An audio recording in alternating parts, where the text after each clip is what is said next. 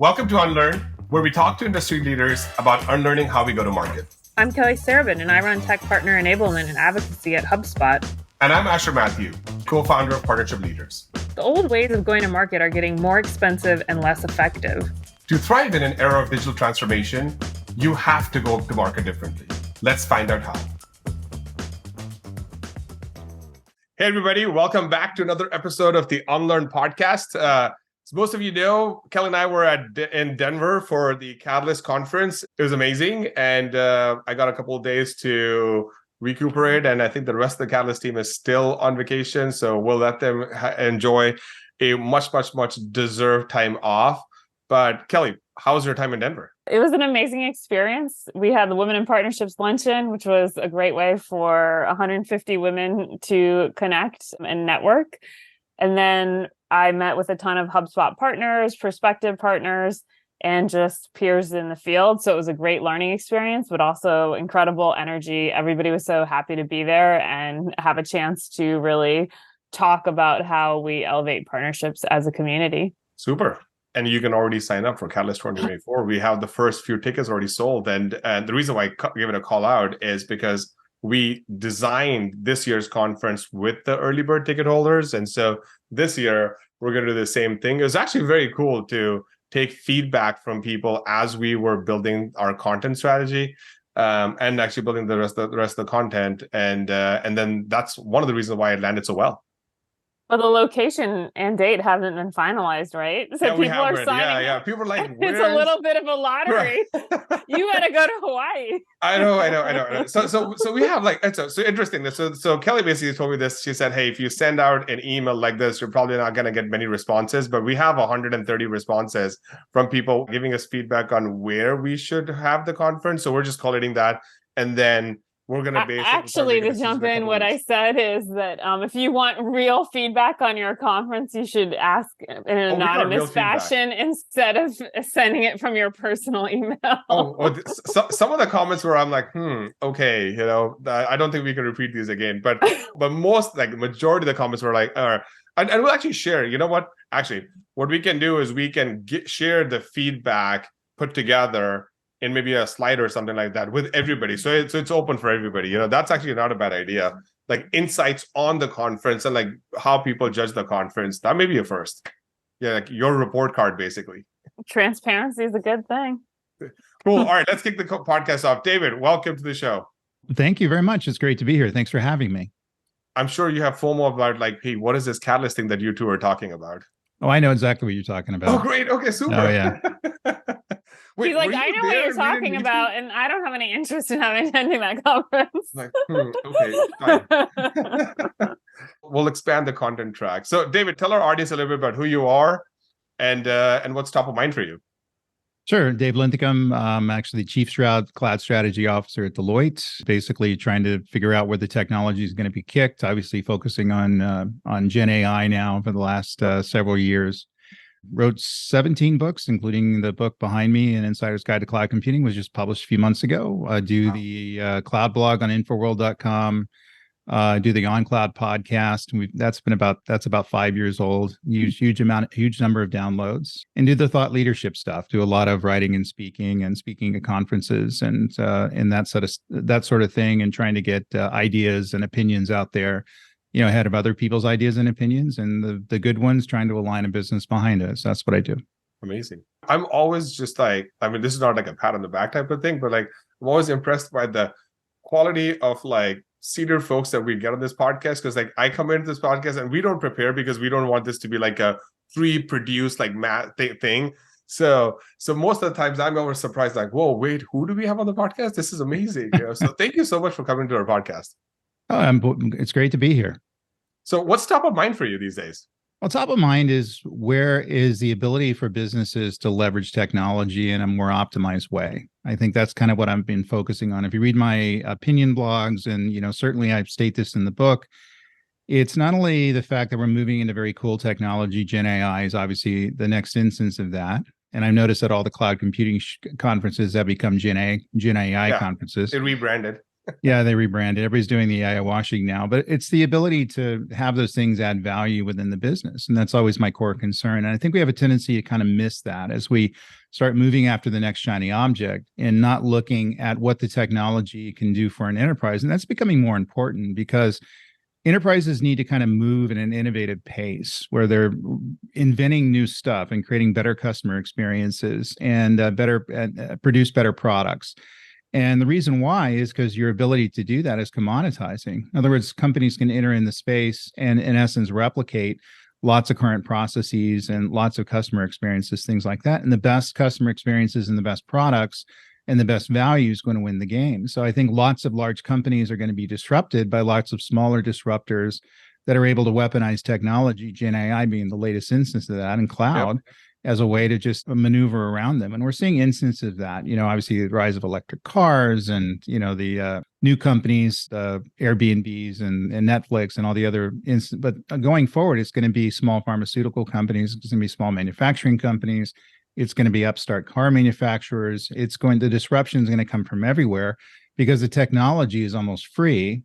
And therefore, your ability to use it in innovative ways is what's going to differentiate your business. And I think businesses need to combine to look at that.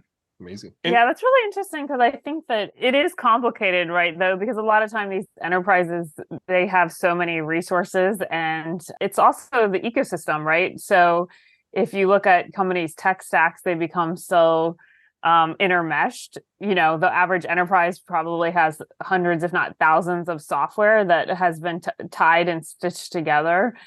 So it can be hard for someone, say, who owns, say, ServiceNow, right? They own this ecosystem that people have built their companies around. And that's why you see a lot of ERPs still existing. They may not be the world-class best technology. A lot of it's still fuddy-duddy, but it's so intermeshed in the business processes.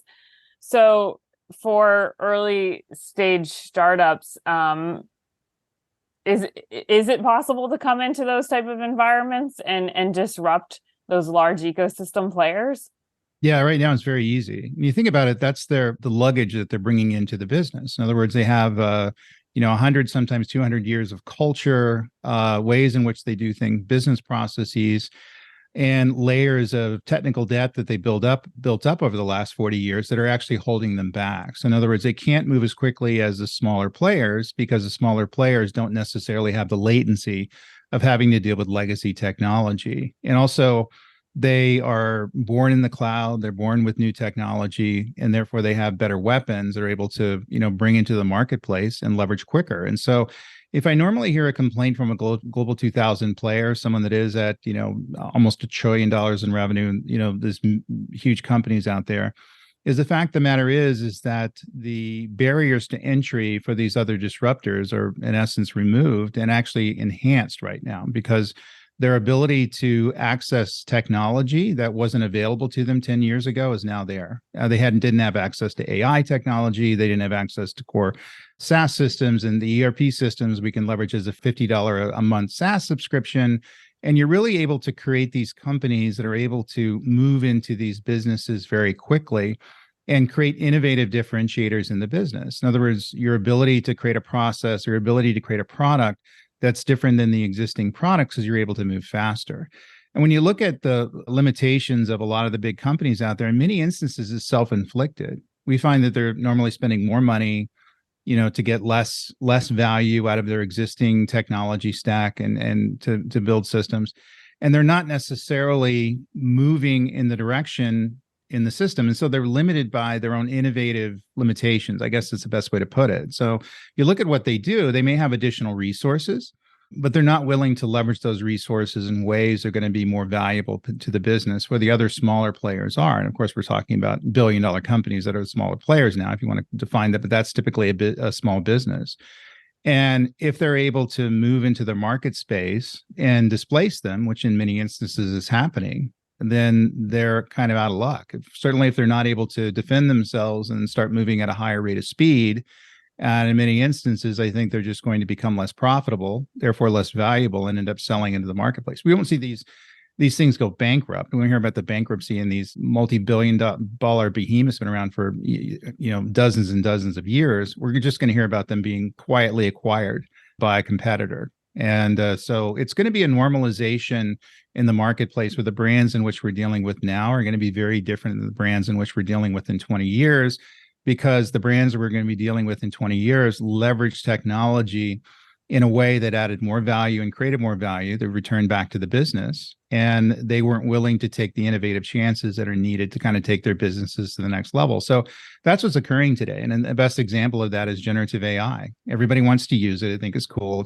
It's really cool. It can write a paper for us and things like that. But the ability to automate things that once couldn't be automated, and the ability to change different experiences and different product quality standards and different manufacturing standards at a way that's going to get better over time as this thing learns. We have always knew that capability was there. It was just too expensive for us to deploy. Now it's almost free, basically. Mm-hmm. And so people who are able to leverage this technology are able to take their businesses to the next level. And right now, businesses are clamoring, trying to figure out how to make that work. And do you think that's the blockers on that are choice, or they're just sort of endemic and intrinsic to large companies, right? Like a large company develops certain layers of bureaucracy, of security, of legal. Those things are always going to be there, but is that a choice? Is that a question of, you could have a leader come in and say, yes, we have this very large company, but we're going to embed innovation within our organization and how our organization is run? Or do you think there's something about the structure and size of large companies, especially if they're public companies, that essentially will always block them from becoming innovative, kind of like how civilizations grow and eventually go down? Is that the natural arc of companies that reach a certain size? It becomes almost an inhuman task to embed innovation? Or do you think that's a leadership problem?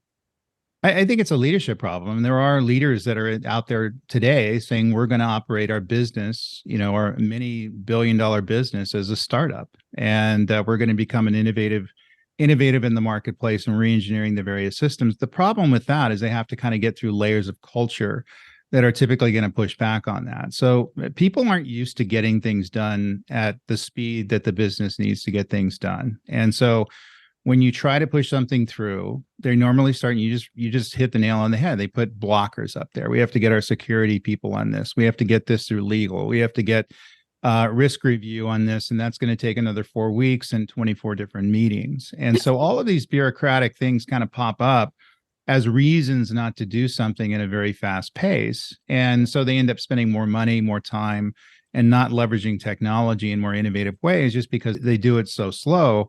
Because the bureaucracy that they built around these systems, they're unable to give it up. The reality is that if there's innovation in the leadership, they can blow through that bureaucracy. In many instances, what they'll do is they'll try to create a special organization that's immune from, a lot of the cultural limitations and grow that.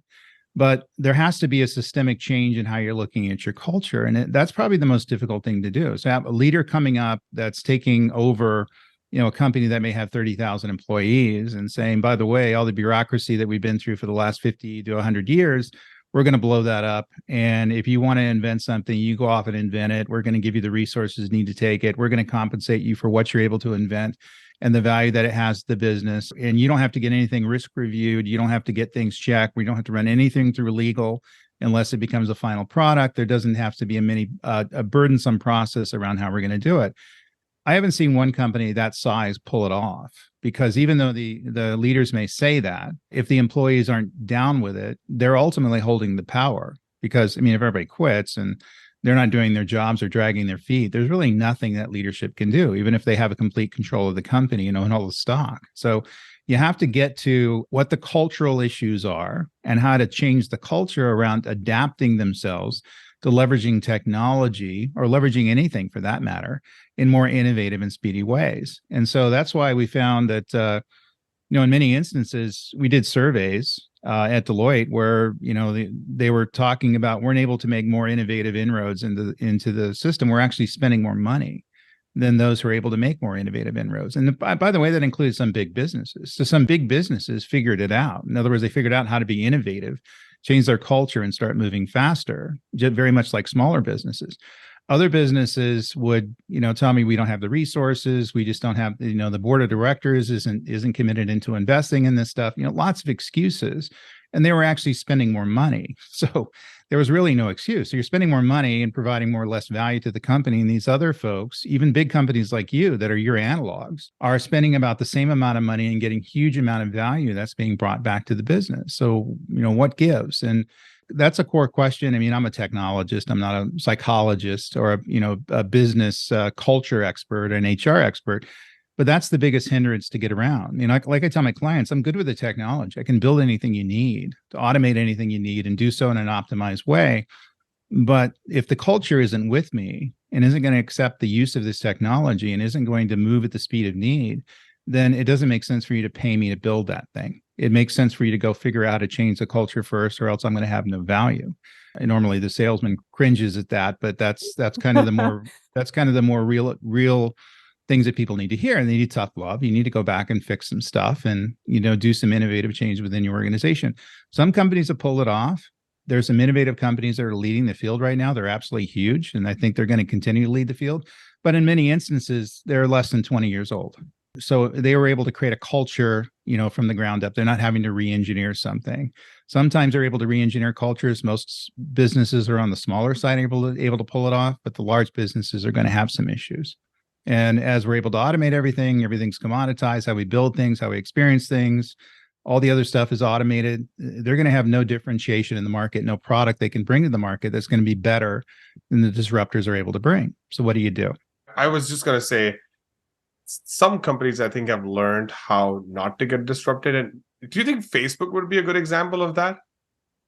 Because I feel like they could have been disrupted like 5 times already in their business model, in the product that they offer, in the partnerships that they've formed, right? But somehow they've been able to sustain themselves. And every time the market looks down at them, for their core offering, they've been able to sustain, Yeah, I would say Facebook's one of those companies that was invented less than 20 years ago that has an innovative culture. Yeah. And so that's why they're able to survive. I don't know details about Facebook, but companies like that and their analogs are able to, in essence, get through that and change quickly and adapt to whatever the market needs, because they understand the market. They understand where their bread is getting buttered, how to make money in the space, and how to move forward. If you look at, companies like Facebook and, even some of the other social media companies, they've reinvented themselves 10 times in the last 20 years. And they've done that basically to adapt to changes in the market. If they didn't do that, they wouldn't be around now, or we'd be talking about, PageBook or, another social media system that was able to come up and get it. Because you got to remember the barriers to entry in that are fairly light. We're able to just put up a website and automate the system. I would disagree with that, because I think that Facebook, aka Meta, how they've managed to stay relevant is actually through either acquisitions, right? They acquired Instagram and WhatsApp, or their core product has immense network effects, right? So it's not the fact that at least what I hear is, I don't know that people love the UI and the experience so much, but it's once you have that many people on there interacting, that actually is a huge barrier to entry. Now, it's not a technology barrier to entry, right? Like anybody could build a social networking app, and they have. There's been dozens of new ones come up every year, but it is hard to displace that, right? And you see TikTok has done a pretty good job of grabbing audience share, but it's very hard. And I do wonder, I'm also not an expert on the ins and outs of Meta or their culture, but I do think that they made this big investment into the metaverse that doesn't seem to have paid off yet, right? And maybe it will. And to your point, that does show an innovative culture, right? Like they're trying to move in directions, but as far as I know, I think they've probably internally built something like a couple dozen products that they then retired because it didn't work. And instead, their most successful, other than their original product, is through acquisition.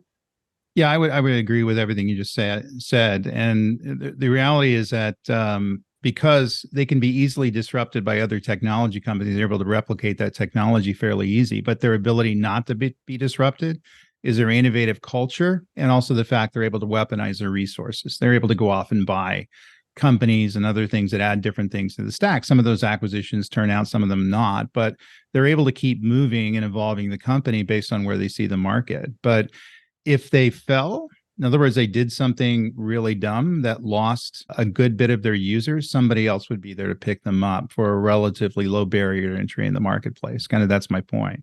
So and look at the cloud companies for the same thing. Of course, the investment in building a cloud is going to be completely different than building a social media platform. But the reality is that if you look at some of the auto code and auto app generation, the ability to stand up websites at scale, all these sorts of things, very quick to get those things up and running. And so they understand that. So it's not like it was 10 years ago where it took $100 million in a data center to, start getting an impact in the marketplace and providing a service is able to scale. You can do it relatively on the cheap and pay as you go and scale it up. And so their threat levels for other organizations disrupting them are going to be very high. But to your point, which I agree with, they're able to adapt to that by making key acquisitions and just kind of thinking innovatively differently. So the metaverse, it may work out, it may not, but it's something new, or it's something evolving new. In other words, that virtual reality around for years, but they're able to, put it in a context that's interesting to people. We may not move in that direction because we're,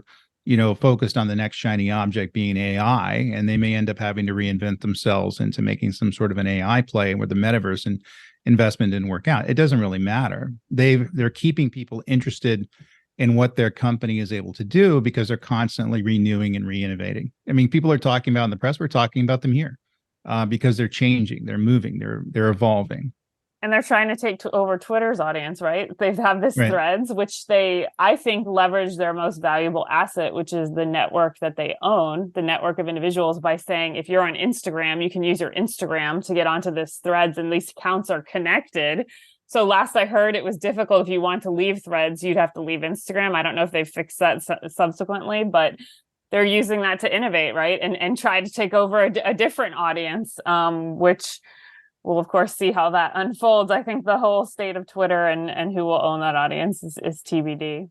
Yeah, and we're fickle as users, and we're going to move with whatever social media platform we believe is going to provide us with the best bang for the buck and allow us to accomplish our goals for enhancing personal and professional relationships. And so I'm on all of the social media stuff as well, but I'll change and adjust, as the market changes and adjusts. I'll look at what other people are using, and that's where I'm going to go.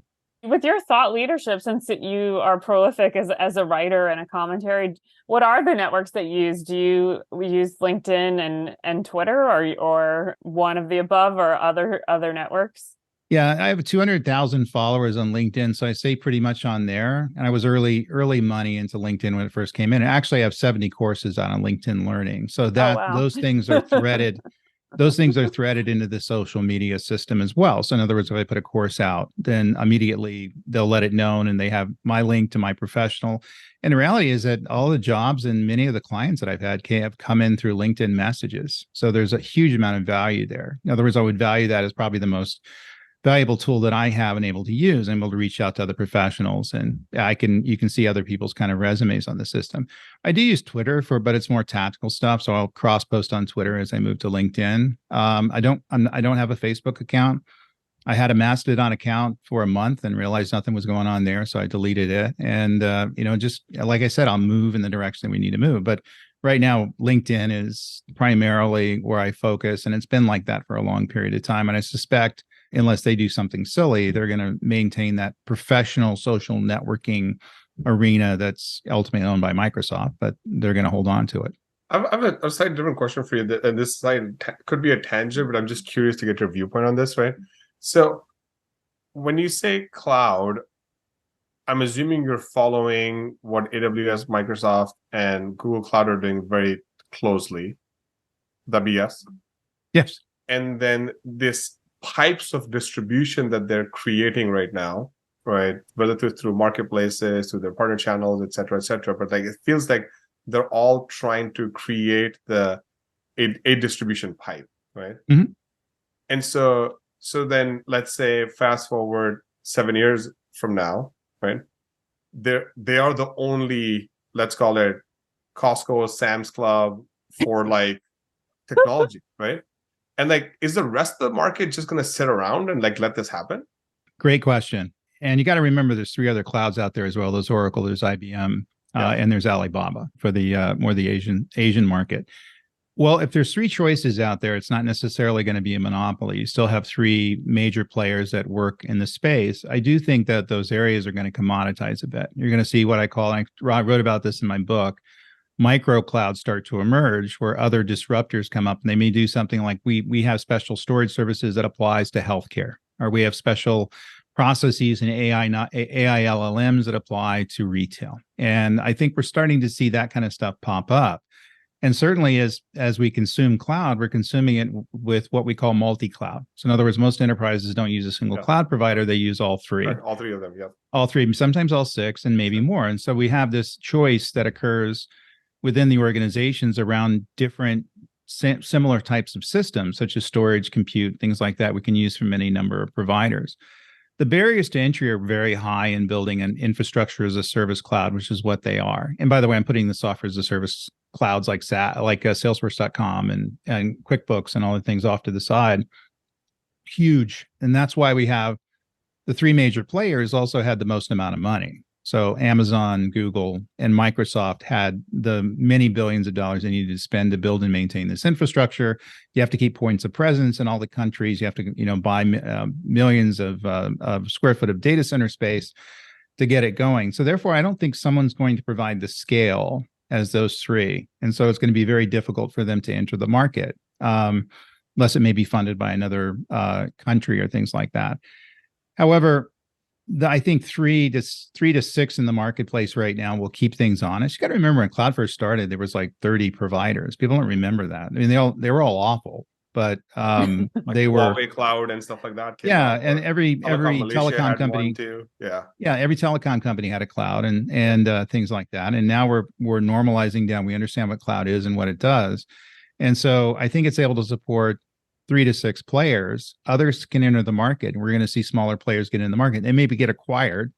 I think the bigger providers will buy them. But I don't see it necessarily going to be anti-competitive enough where people are going to start complaining. Now, if they got together and colluded on prices, consortium. yeah, that's also, I believe, illegal. I'm not a lawyer, but then people would move to other systems. And also, you got to remember that we still have the choice of on-premise. What occurred in the last 10 years is that the price of hardware and storage, physical storage that we keep in a data center is gone down by a huge amount. And again, write about this in my book. So we now have the ability to look for cheaper alternatives in existing, more traditional data centers. And that's primarily who their competitors are right now. Where 10 years ago, that it was kind of a no-brainer. It was very expensive to maintain a data center and maintain your own storage and compute infrastructure. So it was better to go off and rent that stuff from AWS or Microsoft or Google. Now that's not as much of a slam dunk. So I write all the time that the biggest disruptor, the cloud, is going to be traditional computing. And there's repatriation going on right now, which means we're putting things back, where we found it. Yeah, we're putting things back where we found it because there's a more cost advantage to make it happen. And we may see more of that. And the reality is that, even though I'm a cloud guy, cloud SME, you have to have an objective look at all the options when you start moving in these directions for whatever application. So this kind of knee-jerk thing that we're going to move to a public cloud provider is going to get you in trouble because you're going to end up moving to a public cloud provider that's going to cost 20 times as much as some of the alternatives that are out there, either a micro cloud or even using your own hardware and software to make it happen. Now people are kind of understanding that and realizing that. So I think that if they did do that, in other words, we're operating in a way that's not beneficial to the people who are consuming their stuff, and we figured that out, we just build in our own stuff. And even you got to remember that people are repatriating in many instances because the price of cloud has been rising, where the price of the hardware and software on premise has been falling. Went down. Yep. And so therefore we're going to, as a business, we're obligated to return, shareholder equity.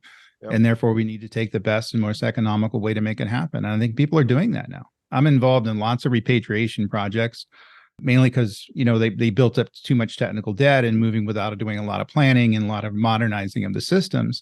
But they're moving primarily back to on-premise because of the cost advantages. They didn't see the prices dropping as much as they have. Do you see data security, and especially as it relates to AI, as playing a factor in that? Because one thing you hear companies concerned about is whether something ostensibly remains confidential or not, that when you put your proprietary data into these models, that it can be used by others eventually, and whether in a direct way or indirect way.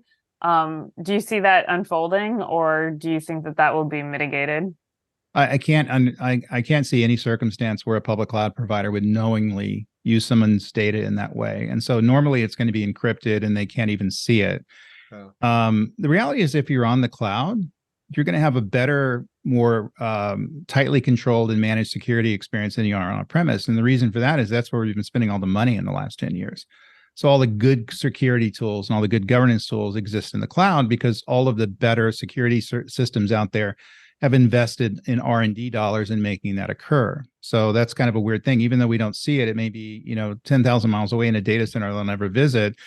I'm actually going to be at a more secure state than I am having it in my data center down the hall. And those things have a tendency to be more vulnerable because they're not getting the love that they should be from the people who are maintaining them. And therefore, they're not getting the updates and security patches and fixes.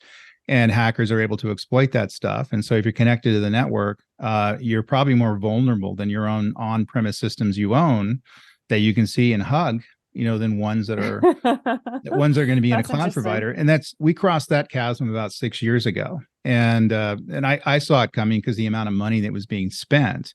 So that's the problem with remaining on premise is you may find that your systems that you're supporting are not getting the support and innovation that they need because everybody's investing in the cloud. And certainly now everybody's investing in the cloud in Gen AI. And that actually may hurt some enterprises as well. So you got to kind of keep that in mind and look at the paces and look at where things are going. And by the way, you calculate that into your repatriation and your platform changes. You view the cloud as more innovative and more secure, and you believe that's going to grow into the future. Then you may take a few value points diminished by living in the cloud with the ability to accept that as a value that's going to be realized at some point. Yeah, just to unpack what David just said, because for startups, it's better to use your dollars and effectively manpower towards innovating. So the case for doing on-premise isn't actually there, right? And then for mid-sized companies, as you start growing, you want to actually get to scale fast, right? Because up until you're a $1 billion company, in let's call it the real world standards, you're still a startup. And so there's no case there that says, hey, let me actually make a lot of this spend to really have these 4 data centers of my own with security staff of my own, with weather protection and all these other things that could happen. Fail-safe, these routines, this 24/7 patching, there's lots of complications that happen. And so it's better to get to scale through, let's call it renting somebody's cloud. And maybe after that, you are in a position that you have enough dollars to deploy, which also comes into some sort of tax calculation too. So I'm sure David and his team have amazing ROI calculators that they can share with you. But I just wanted to unpack this just a little bit so people aren't thinking that, oh yeah, I just created my startup and why am I in the cloud? Why can't I just go put 4 machines together? And that's actually much more riskier than just simply just leaving it in the cloud. Yeah, you're spot on thinking. If I was doing a startup today, I would not in any circumstances try to do it within my own data center on my own equipment, because that has to be an investment in capital. Yep. That could go other places, hiring people, hiring more developers, things like that to make my business go faster. And also the great thing about cloud is you pay as you go. So my cloud bill, for a startup could be, $2,000 a month to support 50 users who are developing systems, where it's a $10 million investment if you're going to, put something in a data center. So that decision's fairly easy. But we saw this play out in some of those storage providers that are out there as they grew their business and had and everything that they had ran in the cloud as they became, went from $100 million companies to $15 billion companies. Then they figured out pretty quickly that it was better to have these commodity systems that are running on premise, and they moved it off to the cloud and they put it back on premise. And we saw some big examples of that. I think that that's going to be a decision that you make. So that's kind of a good just depiction of the way I see a lot of this stuff evolving. You're going to start in the cloud because it's going to preserve capital, allows you to move faster. But pretty soon, if you're going to get more value benefit for living on premise at some point in your maturation, then you're going to live on premise. And there's no difference in making that happen. You'll find that many of these systems, they do very predictable things. In other words, they leverage storage in the same way and compute in the same way. They know what they need and know what they need to do. There's no reason to have that in the cloud if there's a much better deal than running it on premise. In some instances, they've saved, running it at 1/10 the cost of what they got in the cloud bill, making it happen. Obviously, they have to. It's a bigger pain in the neck. They have to maintain it. They have to watch out and do have BCDR capabilities. Everything's their issue that they have to solve, but they're happy to do that if they're able to spend 1/10 of the price. Yeah, let's unpack Kelly's comment real quick, because Kelly's comment is actually around, like, if we really unpack it and go deeper into this, it's around training data, right? And can we generate training data, and could large corporations have rights to that, right? And in the world today, there's your data, which could be used to train these models, but then you could simulate training data that's not the same data, but it's very similar to train those models as well, right? Do you have any viewpoints on that? You mean, let me unpack that. So in other words, you're talking about training data that's not my own, or training data? I thought you were talking about training data that is your own. So if you're a large company, right, you have a lot of first-party data that you could train models on, and it's in your own interest to not have that model then be used by someone else who has learned from the expertise of your data that you own. Ideally, you can keep that private so that you have a competitive advantage in the market. Yeah, if someone was training models on my data, then I would sue them out of business. I mean, that's your whole business. So if they're absconding your data, and it could be, let's say training is one use for it, but they could also, do it for traditional BI capabilities and different business directives, things like that. So that is your business. So your data and any derivatives of your data, your ability to have a data warehouse or a BI system, or in this case, an LLM that you're building on the data, an AI model is going to be an exclusive right that you have. And that you got to protect that with everything you have, because that, like I said, that's everything. But also I do see businesses that are going to provide training data at a fee. So in other words, they realize that they have a key to the castle, having lots of knowledge and information. If someone wants access to it, they're happy to leverage, happy to expose it to your system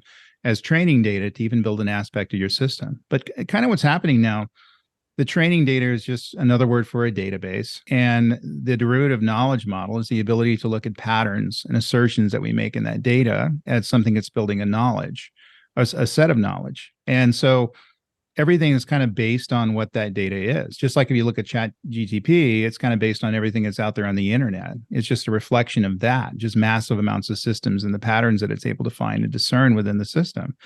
So that would be, in many instances, more valuable than the data itself. And so it would have to be protected. What we do see people are doing now is they're creating their own LLMs out of their own data to have an understanding of what's going on within their own business, which is a smart thing to do. And then they're combining that with other LLMs that are publicly provided, the things that Meta's provided and things like that, and then coming up with new ways of leveraging both knowledge models in a way that's going to provide more value to the business. In other words, I have my understanding of what my business does. This is my domain, and I understand what the market does because I'm able to leverage or rent other pieces of training data, directly to other LLMs, that's able to provide me with kind of the ultimate set of answers. So I'm able to ask questions and chat with this thing that's able to understand what I'm doing, localize and privatize, and it's dealing with my private data as well as some of the public data. And that seems to be where everybody's moving right now. So in other words, they're trying to train their own stuff with their own data. Not going to let that out, I hope. And then they're trying to leverage public systems to make that happen via the LLMs that are being produced out there. ChatGPT, I always tongue twist that, being the most popular. And I think that's where everybody's going to move. But that's the keys of the kingdom, in my opinion. Your data, any derivatives of your data, any analytical derivatives of your data, and certainly any knowledge models that are built through your data used as training data is your business. And I would protect it with everything that I had. So let's talk about, let's call it MarTech applications or sales tech applications or just other applications, right? So you're a vendor, a SaaS company that is plugged into first-party data, right? And that data is processing through that SaaS application, right? And the AI is enabled to use that data for that customers, right? So now, what happens? And again, if I'm just sharing a thought, so like correct me if I'm going down the right path, the wrong path, right? But the data is processing, the AI is sitting on top of it. Now, inherently, the AI is designed to like do something better with the data and iterate on it, right? So wouldn't by virtue of that, the SaaS company just got value from like training on your first party data? Yeah. Yeah. But the thing is, you want them to do that because you want them to help you make best decisions Correct. based on the best possible information that they have. And if that's your private data, which it should be your private data, then you want that to be used. But they need to keep that into a domain that can't be shared outside of that domain. Okay. So that would be the only thing I would say. That's a good situation unless they're for some reason abstracting your information and sharing it with others. But they can use it to refine their product, right? So like if you say you're a CRM and you're analyzing all the data of your 100,000 customers on how they're using your CRM, the AI is going to pick up on things that a human wouldn't have picked up on, or your product marketer wouldn't have picked up on in terms of what drives better outcomes. Because if you see the CRM data, you see the deals that are closing, you see how much they're closing for. So they're going to be able to pick up those patterns, and then you can change your product accordingly. You could also, as David was saying, sell that information in some form. You could empower your customers with that information so your customers are doing better on your platform. You could sell the analytical framework to other smaller companies. Like there's lots of different ways you could go. Of course, different trade-offs, right, in terms of ownership and the competitive landscape. But I have customers that are looking to share those with partners because they want them to be successful. And so the partners have access to their own internal data, even though it's a separate company, because they're part of their supply chain, and therefore everybody can benefit from leveraging that information. But we're going to reach, and we're kind of at that era now. We're leveraging some sort of an outside. SaaS is a great example of that. We want those systems to understand as much as they can about us so we can make core CRM decisions within the system, and those processes will operate as efficiently as we can. So their ability to mine and learn from our existing databases would be something I would want them to do. They're not going to have as much value unless you're able to do that. It's just you got to be very careful with who owns the data, who's able to see it, where it goes. That's part of a security parameter and making it happen. So it's good that you're doing that, but you just kind of have to take precautions to make sure that doesn't end up being misused or ends up leaking out to other people that you don't want it to leak out to. And by the way, it only needs to happen once. So once I have a training data, I just go ahead and build the models from the training data, and I basically have replicated your knowledge and patterns and understanding within your system. So I understand how your customers buy, consume, leverage your product, all those sorts of things, and I can apply it to my product set. And there's some instances where it may pay them to sell it. So, and I think we're seeing that as well. So we sell access to our data, and we may do that to our partners as well, because we use it as a profit center. And that kind of stuff's been going on for the last 20 years. People always try to expose their own data to the outside world as a data on demand kind of a thing. Just really never had really much value, because people, when they see data, if they don't know what to do with it, then it doesn't have as much value. Now we're able to leverage this training data, and we can just communicate with a chat, with a chat bot, and it can go tell us what the data means and assemble different systems out of the data. We're able to do things with the data that we weren't smart enough to do with the data a couple of years ago. I guess, is the concept of personal AI going to take off? It already has. A little bit more like, hey, this is like my own, like as an individual, I would basically have an AI that's just completely trained onto me and my family, and then that doesn't go anywhere else. Yeah, we're building aspects of that now. I use some stuff on my social media posts where it knows how to write responses to posts in my voice, in my style, and therefore people think I'm responding to the post, and therefore I'm writing a 150-word response in 11 seconds, and I can go through and start training that to redo and re-understand how the post needs to go. I always have to edit those, but it's a good starting point to make it happen. But that's my own personal AI, because it's learning aspects about how I want to communicate, and based on taking guesses out there. And of course, I have a lot of writing data out there, so people can can train themselves on how to write responses very much like myself. So maybe I'm a unique example, but the ability to be a consumer, your ability to buy things, your patterns of spending, how you use electricity in your house, all those sorts of things are little kind of AI models that are part of what we're able to do. And they come along for the ride. I mean, Nest thermostats, for example. I mean, they can be AI. I think they're AI enabled now, but if they're not, I mean, they understand my pattern of use, that I prefer this particular temperature at this time of year. And I'm able to interested in load shedding if there's a brownouts coming, all these sorts of things. And they can take advantage of that based on the personal understanding of myself, which is probably linked to a much more larger database. I think that's the whole idea behind intelligent edge computing and things like that. Cars, and they're doing that now. They understand your driving patterns and they learn how you drive, how you brake. Those sorts of things are able to adapt to what your behaviors are to provide you with a better driving experience. That's a personal AI system for yourself. Very simple, but it's still there. Even though they have access to a larger AI system that deals with auto maintenance and all this stuff, we still have instances where AI models are following us personally. I probably have 15 now, 5 on my phone, that I've been pumping for years because I use them as productivity tools. And of course, if people have access to that can be a problem because, suddenly they're able to pressure me to buy things because they understand, what to recommend that. I mean, recommendation engines are another instance of that. In other words, we're building systems in some of the e-commerce systems you go out where we understand who you are, your patterns of use, and we're able to recommend things to you that you're likely to buy. And that's, in many instances, that's just on some automated system using a fairly unsophisticated algorithm. But now it's starting to be little AI bots that are running in your browser that you choose to let it run because you want that thing to be there to provide you with a better experience, but are able to entice you to purchase more stuff. And so that's something that's probably going to be created without your knowledge. In other words, in many instances, you're building that up. So we have personal AI bases that are around us now, and we use them every day. And they normally enhance our lives, but I can see ways in which they'd be abused. But I kind of like to have them around. As always, these conversations just get going good, and then we have to cut them off because we're over almost up to an hour. But David, if it's okay, we'll actually bring you back on. There's other things I wanted to ask you. But probably if you're okay with this, we'll bring you back on a little bit later in the year, or maybe early next year. Yeah, I'm good at playing Stump the Chump. So exactly. And but any closing thoughts, David? No, everybody go out there and do well with the technology. I think that look at what the technology can do for you.